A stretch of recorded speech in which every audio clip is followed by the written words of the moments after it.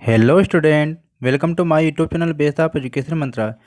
Student, हम class 9 के महत्वपूर्ण प्रश्नों की सीरीज कर रहे हैं जो आपके एनुअल एग्जाम में आने की संभावना है, यानी कि सबसे महत्वपूर्ण प्रश्न है और सबसे ज़्यादा जो है एग्जाम में पूछे जाते हैं। तो मोस्ट इम्पॉर्टेंट की सीरीज में अब तक हमने ज्योग्राफी के चैप्टर फर्स्ट और चैप्टर सेकेंड को कर चुके हैं एंड हिस्ट्री के चैप्टर फर्स्ट को भी कर चुके हैं। तो आज की इस वीडियो में हम पॉलिटिकल साइंस के चैप्टर फर्स्ट के लोकतंत्र क्या और लोकतंत्र क्यों के सभी महत्वपूर्ण प्रश्नों को करने वाले हैं। तो चलिए देखते हैं कि इस चैप्टर से कौन कौन से महत्वपूर्ण प्रश्न बनते हैं जो अक्सर एग्जाम में पूछे जाते हैं। तो चलिए हम शुरू करते हैं इस वीडियो को, और इस वीडियो को पूरा अंत तक देखिएगा। इस वीडियो को देखने के बाद इस चैप्टर से सभी आने वाले प्रश्नों को आप अच्छी तरह से कर पाएंगे। तो स्टूडेंट, सबसे पहले हम एक अंक के प्रश्न को करते हैं, जो या तो इसका आंसर आपको एक शब्द में या तो एक वाक्य में देना पड़ता है। तो चलिए हम देखते हैं कि कौन कौन से हमारे एक अंक वाले प्रश्न हो सकते हैं। तो ये हमारे क्या है, class 9 political science chapter first हम शुरू करते हैं। लोकतंत्र क्या, लोकतंत्र क्यों। और ये है अति लघु उत्तरीय प्रश्न, यानी वेरी शॉर्ट प्रश्न है, एक अंक वाले प्रश्न है। तो पहला प्रश्न हमारा है कि लोकतंत्र की परिभाषा दीजिए। यानी कि इस पूरी बुक में आपको लोकतंत्र की परिभाषा आपको पता होना चाहिए, क्योंकि लोकतंत्र से ही संबंधित सारे जो प्रश्न हैं वो हर चैप्टर में पूछे जाएंगे। तो सबसे पहले आपको ये जान लेना जरूरी है कि लोकतंत्र है होता क्या है। अगर देखा जाए तो लोकतंत्र क्या है, दो शब्दों से मिलकर बना है, लोक प्लस तंत्र। लोक प्लस तंत्र, और लोक का अर्थ होता है जनता और तंत्र का अर्थ होता है शासन। तो इस तरफ से अगर देखा जाए तो इसका शाब्दिक अर्थ होता है जनता का शासन। तो आपको परिभाषा इसकी देनी है कि लोकतंत्र वह शासन व्यवस्था है जिसमें शासकों का चुनाव जनता स्वयं करती है। मतलब कि लोकतंत्र की जो परिभाषा है आपको एक बहुत ही आसान तरीके से देना है। एग्जाम में अगर आपको परिभाषा भी भूल जाए तो आप केवल इतना भी लिख सकते हैं कि लोक प्लस तंत्र मतलब जनता का शासन। तो भी जो ये क्वेश्चन है आपका एग्जाम में सही हो जाएगा। तो इसकी चिंता आप ना करें, बस क्या है आपको क्वेश्चन करके आना है एग्जाम में, चाहे वो किसी भी तरीके से हो। छोड़ने से अच्छा है कि आपको करके आना है और सही सही। क्वेश्चन 2 हमारा है कि लोकतंत्र में जो अंतिम निर्णय लेने की जो शक्ति है किसके पास होती है। तो अगर अब देखा जाए तो लोकतंत्र में जो अंतिम निर्णय लेने की जो शक्ति होती है जनता द्वारा चुने हुए प्रतिनिधियों के पास होती है। यानी कि जो हमारे नेता होते हैं वो हमारे के प्रतिनिधि होते हैं। तो ये सारे जो निर्णय या फैसले लेने की जो अधिकार होते हैं वो इन प्रतिनिधियों के द्वारा किए जाते हैं। यानी कि जनता जो है प्रत्यक्ष रूप से नहीं, अप्रत्यक्ष रूप से शासन करती है। तो जो सबसे पहले जो तीसरा जो क्वेश्चन है कि अब्राहम लिंकन ने लोकतंत्र को कैसे परिभाषित किया है। यानी कि जो अब्राहम लिंकन थे ये अमेरिका के राष्ट्रपति थे। इन्होंने लोकतंत्र पे एक बहुत ही सर्वमान्य परिभाषा दिया है। तो इस परिभाषा को आपको याद करना होगा क्योंकि हर एग्जाम में पूछा जाता है। तो परिभाषा क्या कि लोकतंत्र जनता का, जनता के लिए और जनता द्वारा शासन है। यानी आपसे ये परिभाषा पूछ दे और ये पूछ दे कि ये परिभाषा किस के द्वारा दी गई, तो आपको ये पता होना चाहिए कि ये जो परिभाषा है ये अब्राहम लिंकन के द्वारा दिया गया है। तो चलते हैं हम अगले क्वेश्चन की तरफ। अगला क्वेश्चन हमारा जो है ये अक्सर एग्जाम में पूछता है, तो इसे भी क्या आप ध्यान रखें और इसे हाईलाइट भी करें। क्या है कि किसने अक्टूबर 1999 में पाकिस्तान में सैनिक तख्ता पलट की अगुवाई की थी। तो इसका जो आंसर होगा कि जनरल परवेज मुशर्रफ। तो इसे भी आप याद रखें। प्रश्न 5 है कि सऊदी अरब में समाज के किस वर्ग को वोट डालने का अधिकार नहीं है। यानी कि सऊदी अरब में किस वर्ग को मतदान का अधिकार नहीं दिया गया है या नहीं है। तो जो इसका आंसर होगा ये महिलाओं को। तो ये भी आपको पता होना चाहिए कि सऊदी अरब में क्या है, महिलाओं को वोट देने का अधिकार नहीं है। अभी क्वेश्चन चाहे जिस भी तरीके से पूछे, लेकिन जब तक आपको आंसर पता नहीं होगा तो आप क्वेश्चन को गलत करके आ जाएंगे। फिर आपको तो ये लगेगा कि मैंने बहुत सारे क्वेश्चन को कर चुके हैं, लेकिन आपने सही कितना किया है। प्रश्न 6 देखते हैं कि भारत में आम चुनाव कितने वर्षों के बाद होता है। तो आपको ये पता होना चाहिए कि 5 वर्षों के बाद क्या होता है, आम चुनाव होता है। लेकिन यहाँ पर अगर देखा जाए तो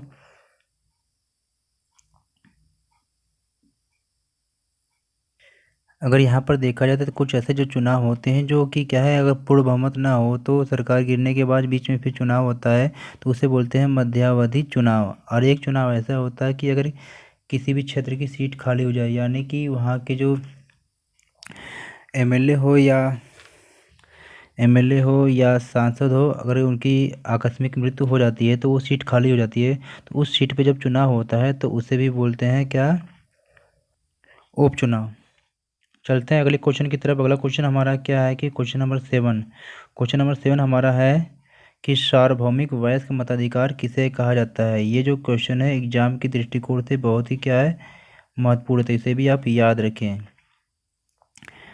तो इसका उत्तर है कि सार्वभौमिक का मतलब होता है सभी जगह एक समान। तो इसे आप लिख सकते हैं कि लोकतंत्र में बिना किसी भेदभाव के प्रत्येक व्यक्ति को वोट डालने का समान अधिकार होना क्या है, सार्वभौमिक वयस्क मताधिकार कहलाता है। यानी कि चाहे वो कोई भी स्टेट हो, सभी जगह पर क्या है, सभी व्यक्तियों को वोट डालने का समान अधिकार है। जिनकी एज 18 साल या इससे ऊपर हो जाती है तो वो क्या है, सभी व्यक्ति वोट देने के अधिकार, उनको वोट देने का अधिकार होता है। तो अब इसे भी याद रखिए। चलते हैं अगली क्वेश्चन की तरफ। अगला जो क्वेश्चन हमारा है जो उसी से संबंधित है कि भारत में कौन कौन से जो लोग हैं वोट डाल सकते हैं यानी मतदान कर सकते हैं। तो इसका जो राइट आंसर है कि भारत का वह प्रत्येक नागरिक जिसकी आयु 18 वर्ष या उससे अधिक हो, यानी कि वह व्यक्ति जिनकी उम्र 18 साल या उससे अधिक हो, वो क्या है, वोट डाल सकता है, यानी कि मतदान कर सकता है। तो अगला क्वेश्चन हमारा है कि प्रश्न 9, एक व्यक्ति एक वोट का क्या अर्थ है। यानी कि लोकतंत्र में क्या होता है कि प्रत्येक नागरिक का एक वोट होता है और सभी के वोट का जो वैल्यू है, मूल्य एक समान होता है। यानी कि अगर कोई अमीर व्यक्ति है तो उसके वोट का भी वैल्यू एक होगा, मतलब उसकी वोट को भी काउंट एक ही किया जाएगा। अगर कोई गरीब व्यक्ति है तो भी उसके वोट को भी एक ही काउंट किया जाएगा। ऐसा नहीं है कि जो अमीर व्यक्ति है तो उसके वोट को 10 काउंट किया जाए और गरीब व्यक्ति है तो उसके वोट को एक काउंट किया जाए। यहाँ पर क्या है, सभी व्यक्ति के वोट का जो मूल्य है एक समान है। क्वेश्चन हमारा हमारा अगला है क्वेश्चन नंबर 10 कि डेमोक्रेसी किस भाषा से लिया गया है। तो जो डेमोक्रेसी जो शब्द है ये यूनानी शब्द डेमोक्रेसिया से लिया गया है। तो इसको भी आप जाने। चलिए देखते हैं अगले क्वेश्चन को। क्वेश्चन हमारा अगला है 11, चीन की संसद को क्या कहा जाता है। तो आपको पता होना चाहिए कि जो चीन की संसद है को क्या है, राष्ट्रीय जन संसद कहा जाता है। तो आपको ये भी पता होना चाहिए कि भारत की संसद का क्या नाम है। तो आपको पता है कि भारत की संसद का नाम क्या, संसद ही है। अब सवाल ये होता है कि संसद में क्या होता है। तो संसद क्या है, ये कानून बनाने की सबसे ऊंची संस्था है जो पूरे भारत के लिए कानून बनती है। अगर आपसे यही पूछा कि संसद के कितने अंग हैं, तो संसद के 3 अंग होते हैं, लोकसभा, राज्यसभा और राष्ट्रपति। तो इसकी चर्चा हम नेक्स्ट चैप्टर में करेंगे। अब चलते हम करते हैं 3 अंक वाले प्रश्नों के उत्तर, यानी कि शॉर्ट क्वेश्चन का करते हैं लघु उत्तरीय प्रश्न जो 3 अंक वाले होते हैं। तो इस चैप्टर में क्या है, आपको केवल लोकतंत्र क्या है, लोकतंत्र की विशेषताएं, लोकतंत्र के गुण, लोकतंत्र के पक्ष में तर्क, लोकतंत्र के विपक्ष में तर्क, अगर इतना ही केवल आप पढ़ लेते हैं तो आप 1 नंबर वाले क्वेश्चन या 3 नंबर वाले क्वेश्चन या 5 नंबर वाले क्वेश्चन को आप बहुत ही अच्छे तरीके से कर पाएंगे।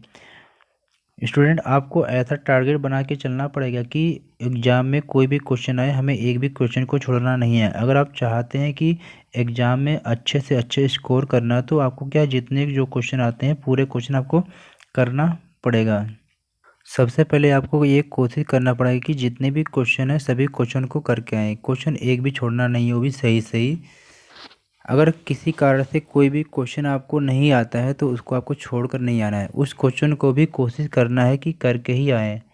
नहीं आ रहा है क्वेश्चन तो आपको उस क्वेश्चन से संबंधित आंसर लिख कर आना है, यानी कि कुछ न कुछ आप लिख कर आएंगे तो आपको नंबर मिलेगा। अगर छोड़ के आ जाएंगे तो आपको क्या, नंबर 0 मिलेगा। चलिए अब करते हैं कि लघु उत्तरीय प्रश्न जो 3 अंक वाले प्रश्न हैं और एग्जाम की दृष्टिकोण से भी महत्वपूर्ण है। तो पहला प्रश्न हमारा है कि लोकतांत्रिक शासन व्यवस्था जो है ये दूसरी शासन व्यवस्थाओं से क्या है, बेहतर है। स्पष्ट कीजिए। यानी कि हम देखते हैं कि जो लोकतंत्र शासन व्यवस्था है इसमें भी कुछ अच्छाइयाँ हैं और कुछ कमियाँ हैं। सारी जो शासन व्यवस्था होती है उसमें भी कमी होती है और अच्छाई होती है, लेकिन फिर भी अगर देखा जाए ओवरऑल तो हम ये मानते हैं कि जो लोकतंत्र शासन व्यवस्था है ये दूसरी शासन व्यवस्थाओं से क्या है, बेहतर है। तो किस रूप में बेहतर है, तो इसे आपको क्या देखना है। तो इसका जो आंसर हम देखते हैं कि लोकतांत्रिक शासन जो व्यवस्था है ये दूसरी शासन व्यवस्थाओं से बेहतर है। क्यों है यह, हम सब, यह क्या है, हम इस प्रकार का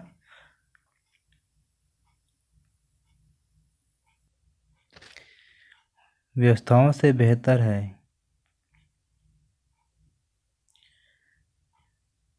व्यवस्थाओं से बेहतर है।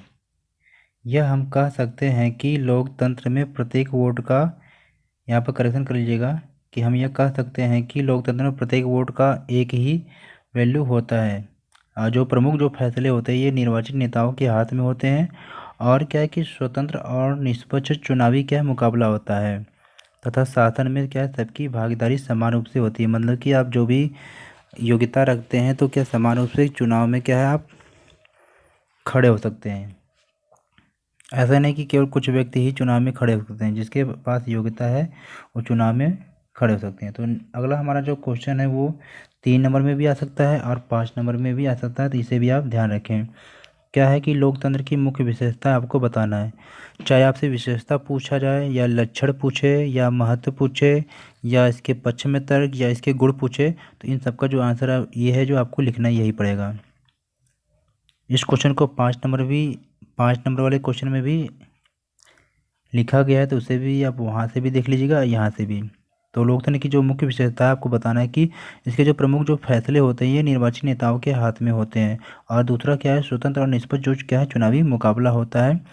ऐसा नहीं कि किसी एक के पक्ष में होता है, स्वतंत्र होता है। अभी योग्यता रखते हैं तो अभी चुनाव में खड़े हो सकते हैं। तो तीसरा हमारा कि एक व्यक्ति एक वोट का वैल्यू, मतलब कि सभी के वोटों का जो मूल्य है ये बराबर होता है। नेक्स्ट हमारा कि कानून का राज होता है और अधिकारों का आधार यहाँ पर होता है। पांचवा क्या है, शासन में जो भागीदारी का है सबको समान अवसर मिलता है। ऐसा नहीं कि आपको मौके कम मिले या दूसरे को ज़्यादा। यहाँ पर क्या है, शासन में सभी लोगों को समान रूप से क्या है, मौका मिलता है शासन में भाग लेने के लिए, बशर्ते कि आप वो योग्यता रखते हो। तीसरा क्वेश्चन हमारा है कि लोकतंत्र की सफलता के लिए आवश्यक क्या है, 4 तत्वों का वर्णन करना है। मतलब कि जो लोकतंत्र की जो सफलता है उसके कौन से आवश्यक तत्व हैं इसे आपको बताना है। तो लोकतंत्र की जो सफलता के लिए 4 आवश्यक तत्व हैं। इसमें पहला क्या है, सार्वभौमिक वयस्क मताधिकार का होना, यानी कि सभी जगहों पे वयस्क मताधिकार की जो उम्र है वो एक समान होती है। सेकंड क्या है, एक व्यक्ति एक वोट एक मूल्य का सिद्धांत लागू होता है। नेक्स्ट हमारा है कि स्वतंत्र और निष्पक्ष जो चुनावी मुकाबला होता है। अगला पॉइंट क्या है कि अंतिम निर्णय जो लेने के लिए की शक्ति जो होती है क्या होता है, निर्वाचित प्रतिनिधियों के पास होता है। यानी कि हम जिनको क्या है वोटों के माध्यम से चुनकर भेजते हैं वो हमारे प्रतिनिधि होते हैं और अंतिम निर्णय लेने की जो शक्ति है उन्हीं के पास होती है। तो 3 नंबर वाले जो प्रश्न है ये अगला इसका प्रश्न क्या है कि लोकतंत्र के मार्ग में जो आने वाली कौन कौन सी बाधा हो सकती है। कि जब हम देखते हैं कि लोकतंत्र के मार्ग में कौन कौन सी बाधा आ सकती है, तो जैसे हमने देखते हैं निरक्षरता, जो पढ़े लिखे व्यक्ति नहीं होते हैं ये क्या है, लोकतंत्र के मार्ग में बाधा पैदा करते हैं। दूसरे नंबर पे है आर्थिक असमानता। हम देखते हैं कोई गरीब है कोई अमीर है, तो इसमें भी क्या है, ये भी लोकतंत्र के मार्ग में बाधा बनती है। तीसरा है जातिवाद या क्षेत्रवाद। हम देखते हैं कि बहुत लोग क्या करते हैं कि जातिवाद के आधार पर या क्षेत्रवाद के आधार पर भी क्या है वोट मांगते हैं या ग्रुप में अलग अलग बढ़ जाते हैं। तो ये भी क्या है, एक तरह से लोकतंत्र के मार्ग में आने वाली क्या है, बाधा है।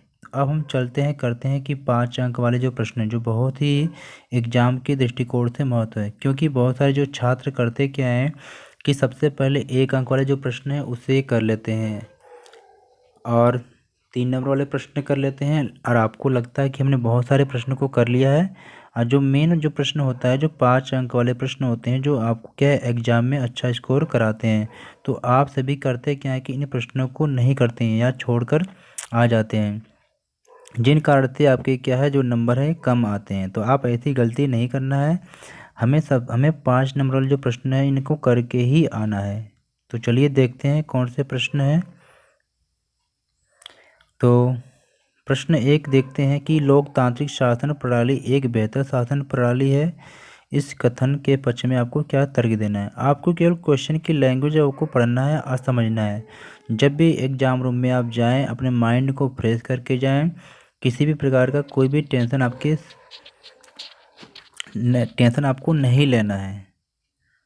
क्वेश्चन चाहे ये पूछे या आपसे ये पूछे कि लोकतंत्र के प्रमुख गुणों की व्याख्या करना है या लोकतंत्र की विशेषता, इन तीनों का जो आंसर होगा ये वही क्या है, एक ही होगा। या तो लोकतंत्र की विशेषता बताओ, या तो इनके गुण बताइए, या तो इनकी पक्ष में तर्क। तो चलते हैं इस क्वेश्चन के आंसर को हम देखते हैं। क्वेश्चन का जो आंसर थोड़ा बड़ा हो गया है क्योंकि इसमें डिटेल आपको बताना है, लेकिन फिर भी आप क्या है वेरी शॉर्ट के रूप में भी आप लिख सकते हैं।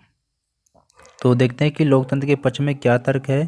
तो पहला हमने देखा कि लोकतंत्र सरकार का एक ऐसा रूप है जिसमें क्या है जनता द्वारा सरकार का चुनाव किया जाता है। यानी कि हम लोकतंत्र को देखते हैं कि लोकतंत्र में क्या है जनता का ही शासन व्यवस्था होता है, मतलब जनता ही सरकार का चुनाव करती है।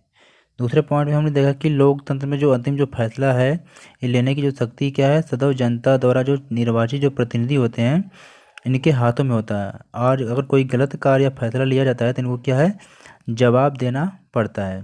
तीसरे पॉइंट में हमने देखा कि लोकतंत्र क्या है स्वतंत्र और निष्पक्ष चुनाव पर आधारित होता है, जिसमें सत्ता पक्ष के हाथ से भी सत्ता खिसकने की संभावना बनी रहती है। जैसे आप देखते हैं कि किसी भी पार्टी की अगर सरकार होती है, मतलब वो सत्ता पक्ष के होते हैं, तो ऐसा नहीं है कि वो हमेशा सरकार उन्हीं की बनी रहेगी।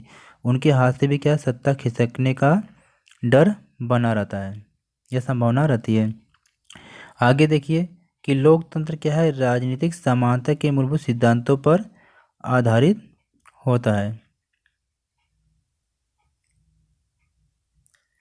अगला पॉइंट हमारा है कि लोकतंत्र को सर्वश्रेष्ठ सरकार कहा गया है क्योंकि इसमें यह जरूरी है कि शासन करने वाले आम लोगों की ज़रूरतों पर ध्यान देते हैं। यानी कि लोकतंत्र शासन व्यवस्था को दूसरी सरकारों से बेहतर इसलिए कहा जाता है क्योंकि यहाँ पर क्या है कि सभी की ज़रूरतों को ध्यान में रखकर ही कोई भी कानून बनाया जाता है। अगला क्या है कि लोकतंत्र मतभेदों और टकरावों को संभालने का तरीका उपलब्ध कराता है। यानी कि लोकतंत्र शासन व्यवस्था में मतभेद और टकराव होने की संभावना बहुत ही कम होती है। अगला पॉइंट हमारा है कि लोकतंत्र बेहतर निर्णय लेने की संभावना बढ़ाता है।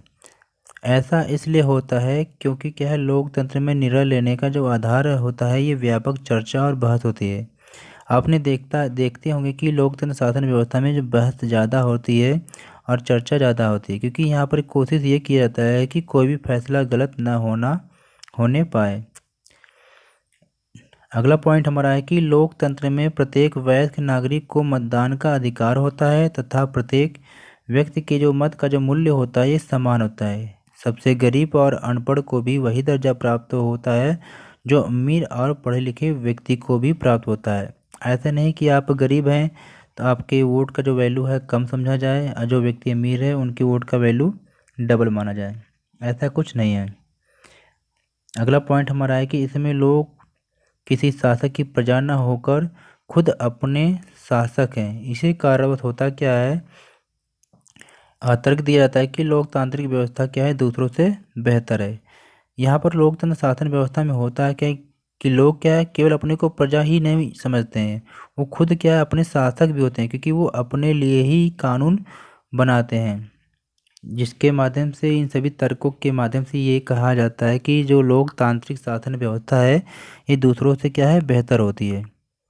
चलते हैं सेकंड क्वेश्चन को। ये भी एग्जाम की दृष्टिकोण से महत्वपूर्ण है कि लोकतंत्र के विपक्ष में तर्क देना है। यानी कि लोकतंत्र के विपक्ष में तर्क या दोष पूछा जाए आपसे या इनकी कमियां।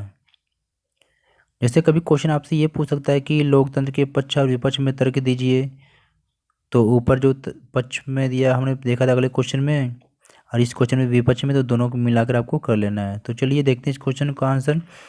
लोकतंत्र के दोष।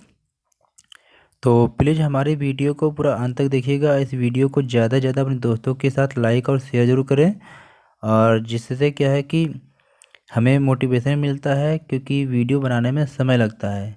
तो आप जितने ज़्यादा वीडियो को लाइक और शेयर करेंगे तो जितने हर चैप्टर के जो क्वेश्चन आंसर है हम क्या है जल्दी जल्दी लेकर आएंगे, जिससे क्या आप एग्ज़ाम के टाइम में अच्छा स्कोर कर पाएंगे।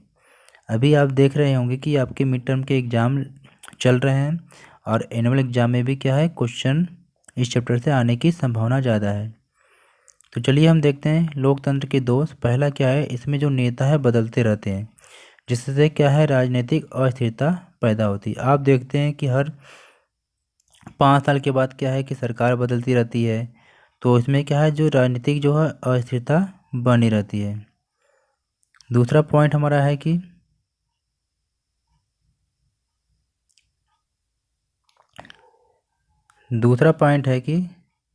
लोकतंत्र में जल्दी निर्णय लेना संभव नहीं है, क्योंकि इसमें इतने सारे लोगों से बहस और चर्चा करनी पड़ती है, जिससे क्या हर फैसले में देरी होती है और लंबी चर्चा और समय से क्या है समय बर्बाद होता है और निर्णय में भी क्या देरी होती है।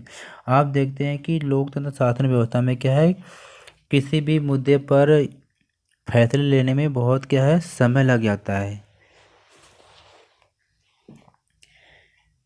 अगला है पॉइंट कि लोकतंत्र का मतलब है सिर्फ राजनीतिक लड़ाई और सत्ता का खेल। यहाँ क्या होता है कि नैतिकता की कोई भी जगह नहीं होती है। लोग क्या है अपने निजी हित एवं तत्काल लाभ के लिए समाज सेवा से क्या है ज़्यादा महत्वपूर्ण होते हैं।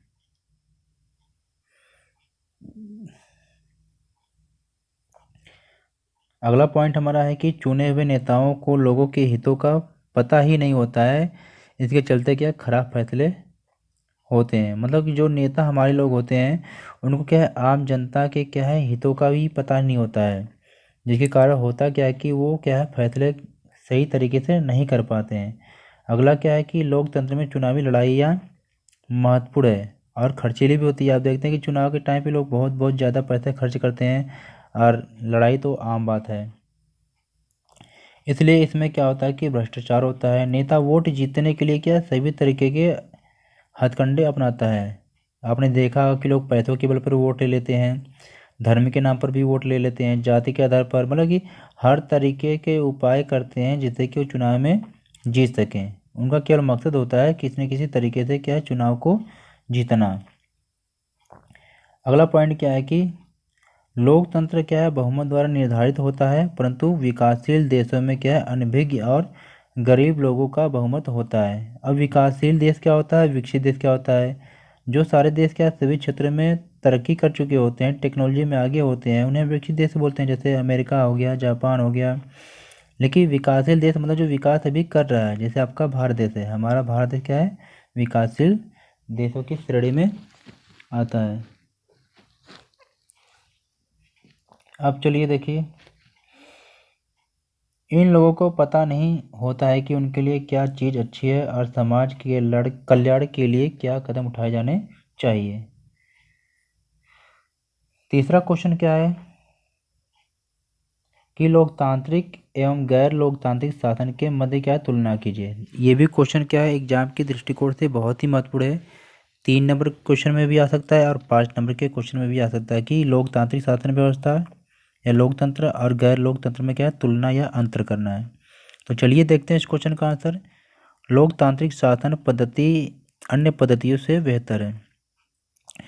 लोकतांत्रिक सरकार देखते हैं, तो आप चाहे तुलना किसी भी तरीके से कर दीजिए, चाहे ऐसा लगा दीजिए कि इसमें लोगों को राजनीतिक अधिकार प्राप्त होते हैं उनमें कम होता है, तो आप फिलहाल आप ऐसे लिखिए अलग अलग करके।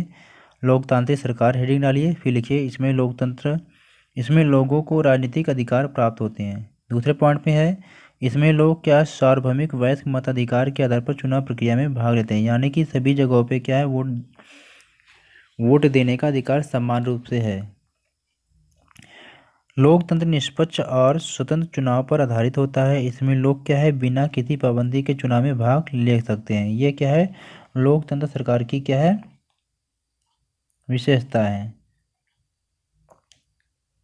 और क्या है कि यह शासन का अधिक जवाबदेही वाला स्वरूप है, यानी कि जो लोकतंत्र सरकार है इसमें क्या है कि लोगों को जवाब देना पड़ता है। यह जवाबदेही वाला स्वरूप है। लोकतांत्रिक फैसले में सदैव ज़्यादा लोग प्रत्यक्ष और अप्रत्यक्ष रूप से शामिल होते हैं। आप देखते हैं कि लोकतंत्र सरकार में क्या है कि फैसले लेने में लोग ज़्यादा से ज़्यादा लोग क्या है प्रत्यक्ष और अप्रत्यक्ष मतलब डायरेक्ट और इनडायरेक्ट रूप से क्या है भाग लेते हैं। चलिए अब देखते हैं गैर लोकतांत्रिक की सरकार की क्या क्या विशेषताएं हैं। लोगों के पास क्या है सीमित अधिकार होते हैं, मतलब कि इस सरकार में क्या है लोगों को ज़्यादा अधिकार नहीं दिए जाते हैं। सार्वभौमिक वयस्क मताधिकार इन लोगों के लिए क्या है एक सपना होता है, क्योंकि सभी लोगों को समान रूप से वोट देने का अधिकार नहीं देता है। कुछ लोगों को अधिकार दिया जाता है, कुछ लोगों को नहीं। तीसरा क्या है चुनावी प्रक्रिया निष्पक्ष और स्वतंत्र नहीं होती है। इसमें क्या है लोगों पर अनेक पाबंदियां भी लगी होती है।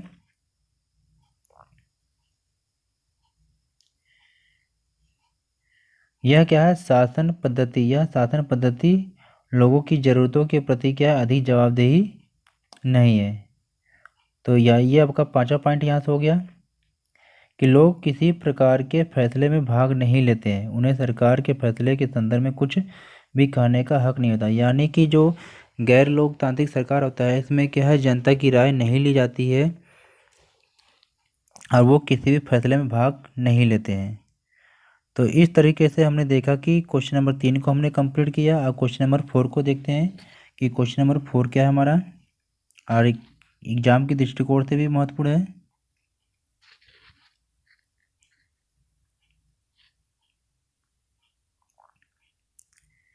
तो क्वेश्चन नंबर 4 क्या है कि लोकतांत्रिक जो व्यवस्था है मतभेदों और टकराव को कैसे कम करने में मदद करती है। मतलब कि जो लोकतंत्र शासन व्यवस्था है ये व्यवस्था है, इस व्यवस्था के द्वारा क्या है जो मतभेद होता है और टकराव होता है इसको कैसे कम से कम किया जाता है। तो चलिए देखते हैं लोकतांत्रिक व्यवस्था क्या है मतभेद और टकराव को किस प्रकार कम करती है।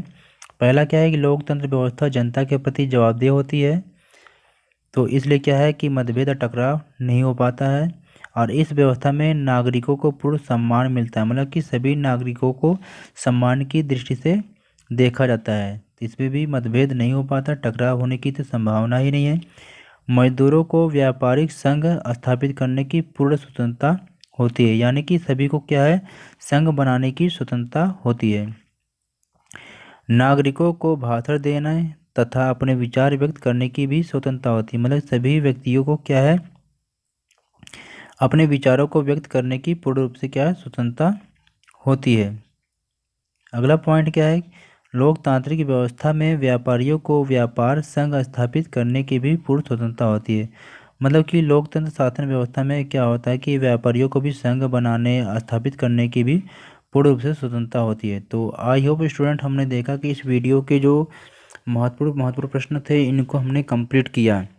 तो प्लीज़ हमारे चैनल को सब्सक्राइब करिए और इस वीडियो को अपने दोस्तों के साथ शेयर करिए और इस वीडियो को ज़्यादा से ज़्यादा लाइक ज़रूर करें, क्योंकि आपका जो लाइक होता है उस लाइक से हमें क्या है मोटिवेशनल मिलता है, मतलब हम मोटिवेट होते हैं तो फिर जल्दी जल्दी वीडियो आपके लिए बनाकर लाते हैं। तो प्लीज़ सभी लोग जितने लोग देख रहे हैं इस वीडियो को लाइक ज़रूर करें। अगर आप हमारे हिस्ट्री के चैप्टर फर्स्ट के क्वेश्चन आंसर को आपने इस वीडियो को नहीं देखा है तो प्लेलिस्ट में जाके इस वीडियो को ज़रूर देखें, या इस डिस्क्रिप्शन बॉक्स में भी जाके आपको वो लिंक मिल जाएगा, उस वीडियो को देख लेंगे। और साथ ही साथ ज्योग्राफी के चैप्टर फर्स्ट और सेकंड की भी अगर वीडियो आपने नहीं देखा है तो उसको भी प्लेलिस्ट में जाकर इस वीडियो को देखिए और इस डिस्क्रिप्शन बॉक्स में भी उसकी लिंक आपको दे दिया जाएगा, वहाँ से भी जाके इस वीडियो को आप देख सकते हैं। फिर okay take care good bye, फिर मिलते हैं एक नई वीडियो के साथ।